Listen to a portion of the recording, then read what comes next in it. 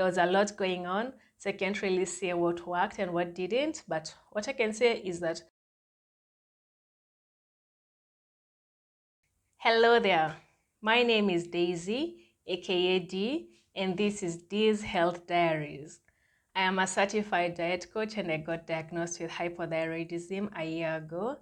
And I thought it would be fun to share my experience with levothyroxine because I just started taking it 2 weeks ago.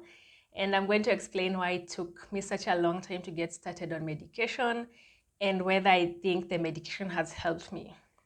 For starters, if you see me looking this way, it's because I do need to look at my notes here and there because I don't really remember everything off the top of my head. And that's something that comes with hypothyroidism. You really need to keep track of everything. That said, let's get started on why I started taking levothyroxine and how I've felt so far on this journey. So I got diagnosed with hypothyroidism for the first time last year in August.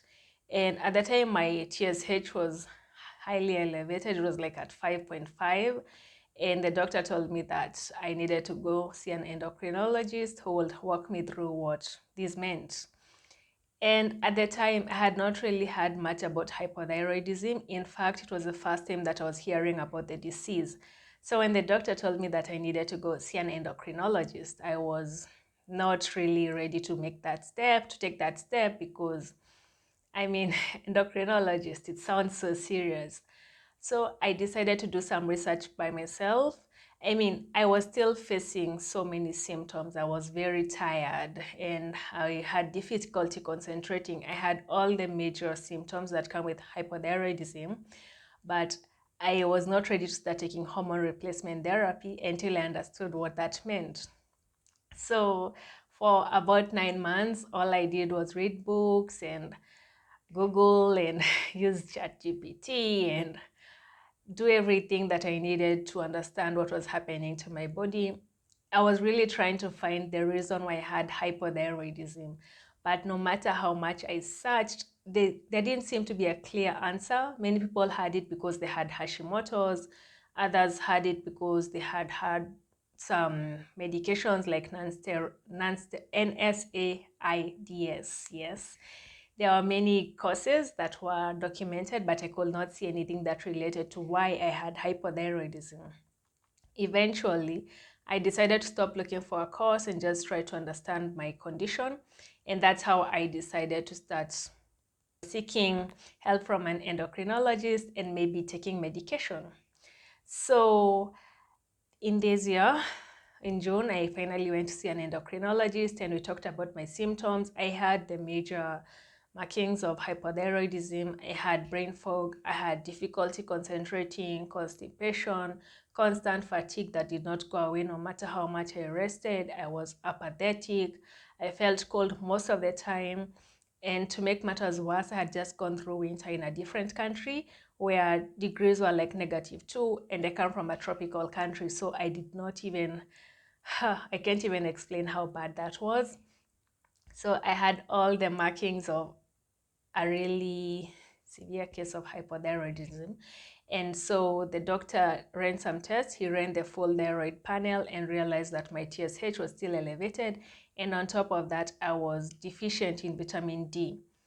I mean, maybe that's because of the winter, but I was also working for like 30 minutes every day in the sun in the spring, but still my vitamin D levels are very low because ideally when you have hypothyroidism, you're supposed to be ranging between 60 and 80.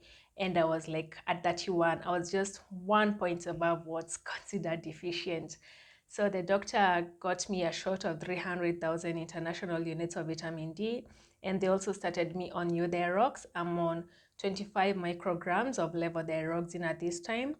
And I understand that the reason that they do that dosing is because they want to see where your hormones will fall at the end before they decide whether they're going to go higher or lower. And I understand that's because they don't really want to give it too much and then you end up being hyper. Yes, and you also don't want to be too low dosed because that just makes your hypothyroidism worse. I officially started taking the levothyroxine 2 weeks ago.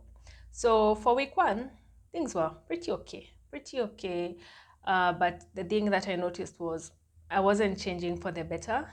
I noticed that I was sleeping much faster. I would usually take an hour to fall asleep, and I was taking like 20 minutes, so that was a really big win. But now everything else started falling apart. For some reason, I was more constipated and I was way more tired than usual because like hypothyroidism fatigue is really, really tiring. But now with the level, I was feeling like I was twice as tired. And I did not understand how taking a medication was making me feel worse. So I went online and I did a lot of research, and I realized that it will take weeks before my hormones finally balanced. I don't know if that's the technical term, but before they finally fell where they were going to fall. So week one was very, very hard for me. It was very disheartening because I thought I would feel much better, but I ended up feeling more tired. And people around me were like, how are you even more tired now that you're on level? And I also did not understand it. So week two, I decided to do a bit more digging, and I have liked Dr. Isabel Wen's content and have gotten some of her books. And one of them was on the fundamental protocols on healing when you have hypothyroidism, although it focuses mostly on Hashimoto's patients, but it works for like everyone. And so I started doing her liver protocol, which I'll share in another video. And in the liver protocol, there was a lot of emphasis on improving your liver health so that you can convert the T4 better. Because when you get levothyroxine, what you're getting is a T4 hormone, but your body uses T3. So if the T4 is not getting converted to T3, you won't feel much better. But the T4 conversion takes place in the liver. That's like 60% of it gets converted in the liver, and then there's a 20% in the gut, and then there's a 20% that becomes reverse T3 that your body can't use. So by enabling the liver to work better, you can actually better the T4 conversion. So that's what I focused on. I started doing all her protocols, which I'll share in another video, and I still continue taking the levothyroxine. And what I noticed was that somehow I was getting better. I don't know if it was because I added the liver protocols, or it's because the level was finally working, or it's because the vitamin D was also kicking in because I took a shot that's supposed to last me for 3 months. There was a lot going on, so I can't really say what worked and what didn't. But what I can say is that as the week went by, this week too, I was feeling better. My energy was a bit better. My constipation was kind of gone. I was, getting more movements during the day. And I was feeling much better. I mean, I'm not feeling absolutely better, but I do feel better than I did in week one. And I think better than I did before I went to see the doctor. Because like right now I have energy. I did not usually have this energy. And I know I'm still a long way from where I used to be, but this is improvement to me. So it's been a good thing. So now let's get to the tips. What will I advise someone? Doctors say that you'll take your levothyroxine at the same time every day. And I do that. I wake up at 6, I take my levothyroxine, and I go back to bed. And then I'll have my breakfast like at 10 or 11. And that gives my levothyroxine enough time to absorb. I've also been reading that some people use apple cider vinegar to enhance the absorption of the levothyroxine. And in my case, because I have gastroesophageal reflux disease, there's a case that low stomach acid could impede the absorption of the medicine. So I'm thinking of looking into that, but that's something I'm yet to do, but it's something that's on my list. So now advice for other people on this journey. First, I will say the thing that really helped me here was because I did a lot of research. I researched for 9 months. And by the time I went to the doctor, I understood a lot about hypothyroidism, the symptoms, what you need to do, what the doctor can do for you. I understood the doctor's limitations and what they could do for me. And the fact is that as a hypothyroidism patient, the most that the endocrinologist can do for you is mostly give you a hormone, but it's really up to you to do most of the research about maybe whether the drug is working. And sometimes you also need to do additional tests for your vitamin and mineral deficiencies, because like in my case, I suggested that and the doctor looked into it and found that there was actually an issue. So sometimes as a patient, you also have to work with the doctor. It's important to have a lot of information on the disease as you go to the doctor, because it helps you work with them, because it's more of a collaborative approach. They don't know you as well as you know yourself. And sometimes I think that as patients, we want the doctor to solve everything, but sometimes they're also limited. They interact with you for maybe 30 minutes on that day that you're doing the consultation, and they don't really get to understand the nuances behind what's going on with you. And it will be easier for you if you help yourself so that the doctor can help you. And the second thing I will say is hypothyroidism can feel very isolating because people don't really understand what you're going through all the time. Sometimes even your friends and family don't really understand what you mean when you say you're tired. I mean, can't you just go to sleep and wake up feeling better? But in reality, we know that it doesn't work like that. The kind of fatigue that we face is not the kind that goes away with sleep or with an afternoon nap.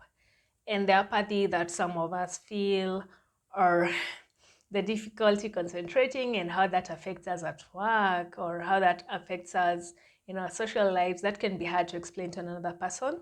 So I would advise you to join a hypothyroidism support group.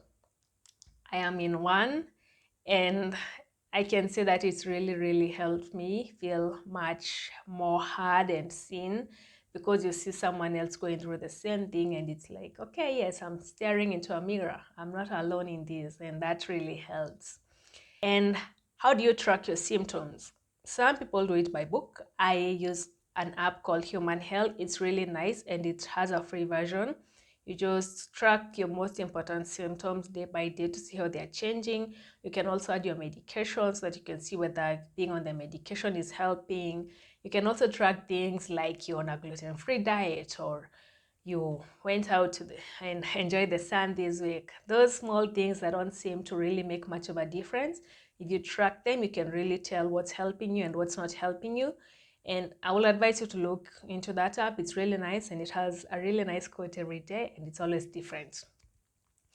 And if you would like to start this healing journey as you also manage your weight, I run a program called Better in 90. It's all about making sustainable changes in 3 months. And they're small and practical changes that anyone can weave into their life. And I enjoy having this community of women who are facing different situations, whether you're having hypothyroidism or you're having other issues.